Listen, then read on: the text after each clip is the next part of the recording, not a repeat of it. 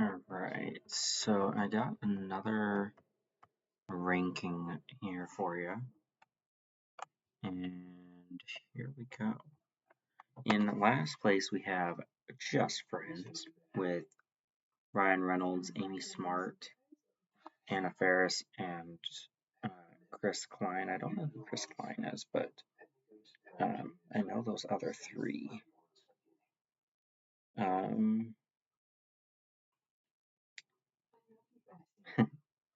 And yeah, I enjoyed this one.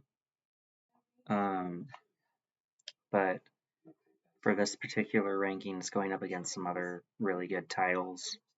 So it would do better in a different ranking, but here it's in last. In 24th place, we have Just Go With It. And this is an Adam Sandler and Jennifer Aniston movie. It also has the female version of Max Russo in it from when they accidentally turned him into a little girl. Hold on a second. Alright, so I had to plug in the computer here. Let's bring this up a little bit. In 23rd place, we have Kronk's New Groove, or Emperor's New Groove 2, Kronk's New Groove. And not quite as good as the original, but I don't have the original. I do have this one, and I do like this one quite a bit.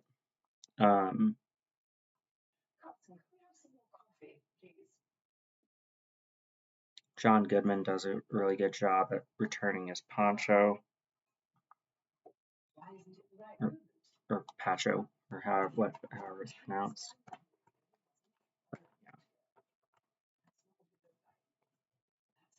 In, let's see, 22nd place, we have Jumper. This is one of those like multiverse jumping type situations. Or actually, looks like it's just places on a singular world, singular universe. So it stars Samuel L. Jackson as well as Diane Lane, Michael Rooker, and Hayden Christensen. He's the main character that can jump to different parts of the world.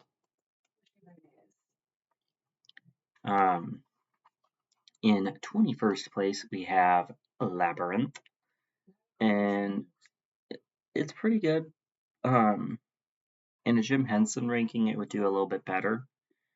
It has Jennifer Connelly, David Bowie, yeah,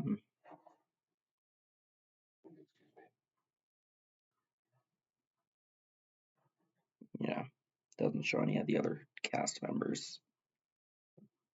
Oh, the Goblin King is Bowie, or is David Bowie. I already said that he's in here. So yeah.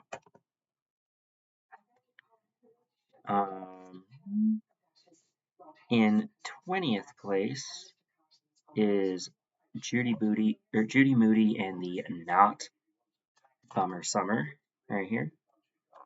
And this one's a fun movie that you could put on and just kind of, I think Sean Chandler would categorize this one as cinematic junk food. So there you go.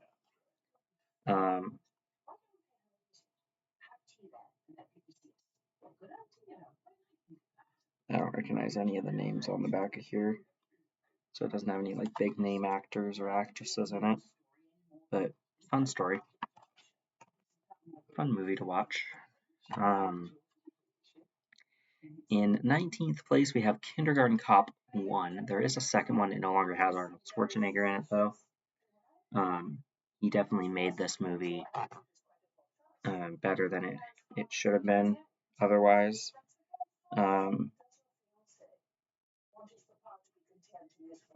I don't recognize any of the other cast members in here. But fun story. Fun movie, I should say. In 18th place is Lady and the Tramp 1, the animated version. I don't have the live action or actually I do have the sequel, but I don't have the live action version yet. I'm not sure where I have where I put the sequel. I'll have to figure out where that's at. It has a full-size DVD case, which is a little annoying, but it's okay. In 17th place, we have The League of Extraordinary Gentlemen. I think this one,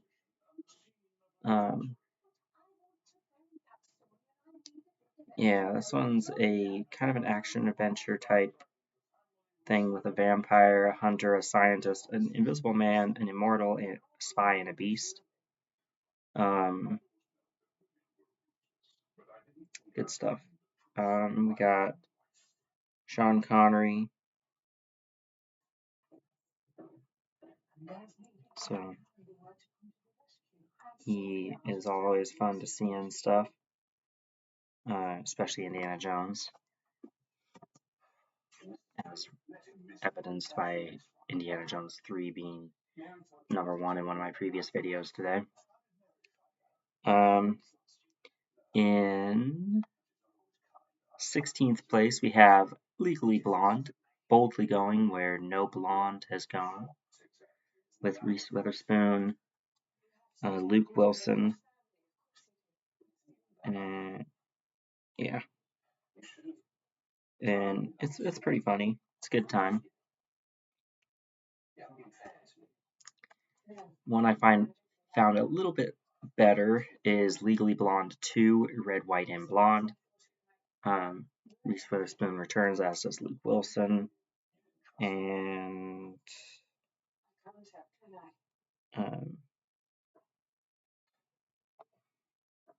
more of the fun hijinks and whatnot of a kind of ditzy blonde. She plays it kind of ditzy, and on Wall Street, or not Wall Street, in the court system.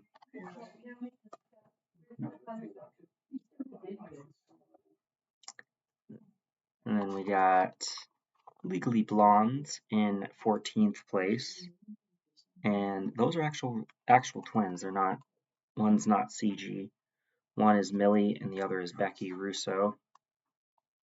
And I think their characters are supposed to be cousins of Witherspoon. Her character in the first two.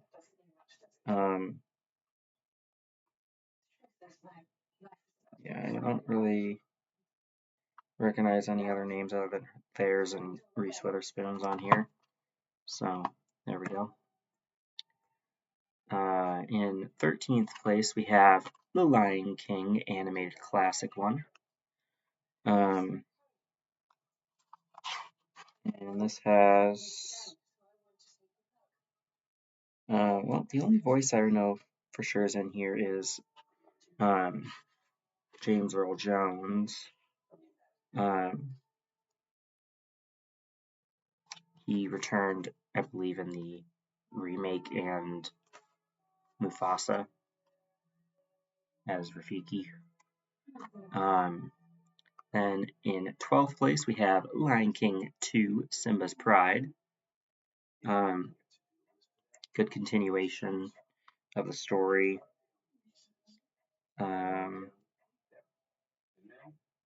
I believe that that James Earl Jones returned for this one.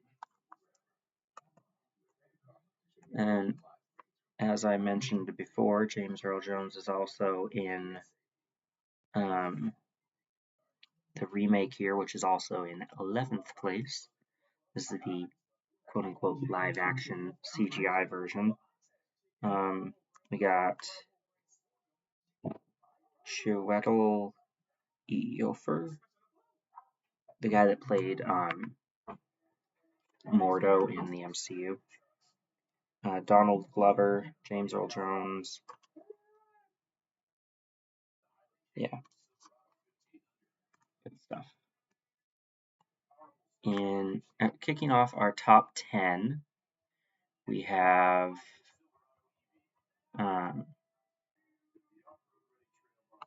Jack Reacher. The first one is not as good as the second one.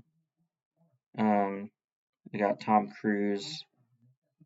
I recognize the blonde on the back here, but don't know her name.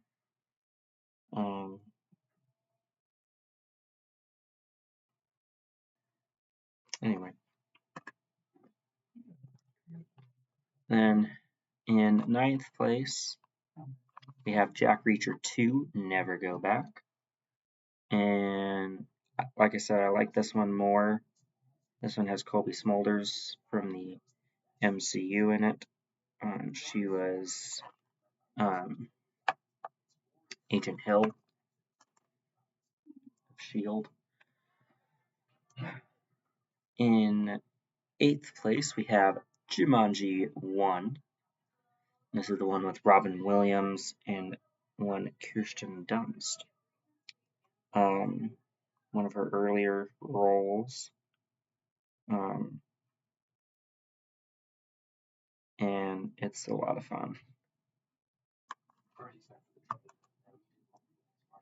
In seventh place, we have Zathura, A New Adventure from the World of Jumanji. You could say this is technically Jumanji 1.5 because it's set in the same world where a board game comes to life. This one has Kristen Stewart, Josh Hutcherson, Jon Favreau, I believe, directed this one, it looks like.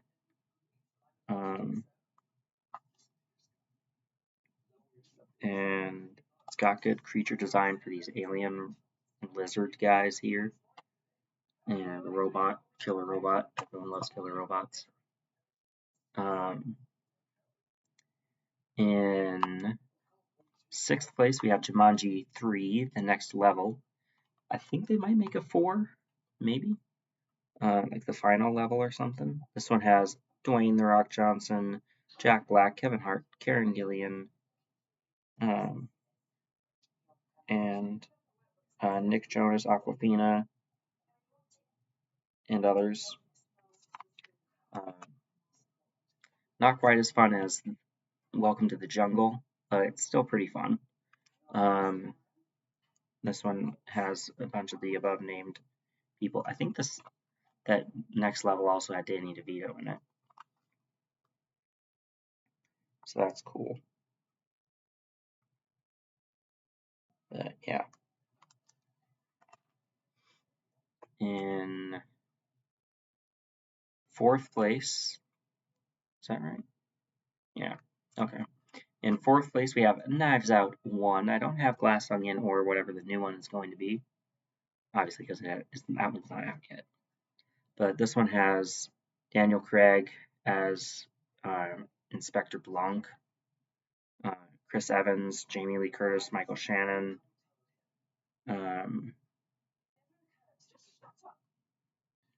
So those people are all good to see in things. Chris Evans trying to be a bad guy here. Not as believable after seeing him as Captain America since 2011. But yeah. In third place, we have Leroy and Stitch. This is, I think, one of the more direct-to-video type Lilo and Stitch movies instead of a theatrical sequel. And it's really funny. I enjoy it. It's obviously set at the end of Lilo and Stitch the series, and after quote unquote Stitch the movie, which I would bunch in the same position as this in third position. I just don't have a case for that one, sadly.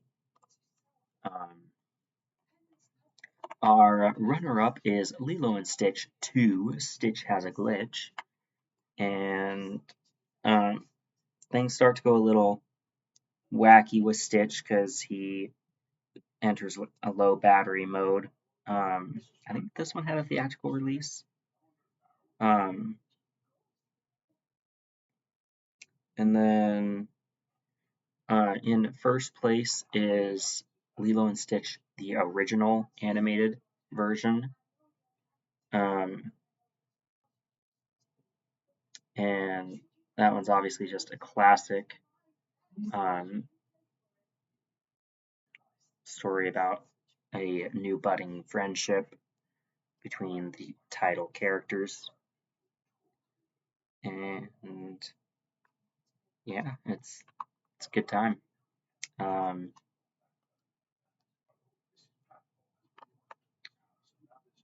so I think when I'm done here, I can go ahead and put away most of these, if not probably all of them. And then on New Year's Eve, I'm going to be doing a Christmas edition 31 on 31. I won't be including Die Hard, but I'll be doing a separate Die Hard ranking after the new year, as well as I'll be doing kind of a super ranking extravaganza in the beginning of the year, showcasing things that I watched for the first time this year. With my 31 on 31, I'm not going to have time to address new titles this year. But none of these were first time viewings this year, except maybe The Lion King live action. I think I watched that right before watching Mufasa. So I did watch that one this year, so that one will be turning up again. But I'll be using one of the two discs because it's a Blu-ray combo. Anywho, that is it for this particular ranking. Hopefully you enjoyed it. If you did, don't forget to like, comment, and subscribe, as always, if you haven't already. And I'll catch you guys in the next video. Keep talking movies.